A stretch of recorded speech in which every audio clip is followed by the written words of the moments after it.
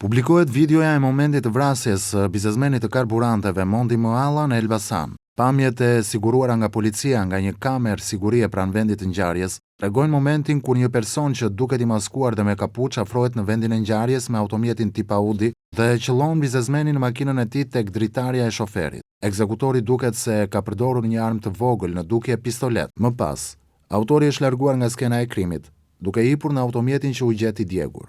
Ndërkohë, Foristrada ku ndodhej biznesmeni ka lëvizur në mënyrë të çrregull duke ecur disa metra pas në momentet e fundit të jetës së Mondi Moallës. Për ekzekutimin deri tani janë arrestuar 3 persona dhe janë shpallur në kërkim 2 të tjerë. I arrestuari i së mërkurës është Nevzat Spao, 29 vjeç nga Prenjasi, i cili siç mund të shihet në pamje, ka qenë personi që ka drejtuar armën drejt biznesmenit, i cili humbi jetën pas 3 plumbave.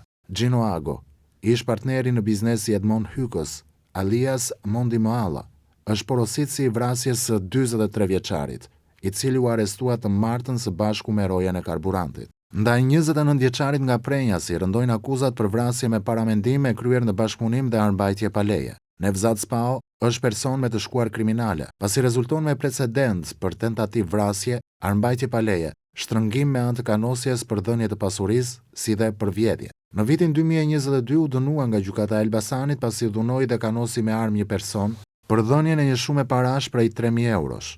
Në vitin 2016 u konfliktua me Thika me disa të rinj ku u plagosën 2 persona.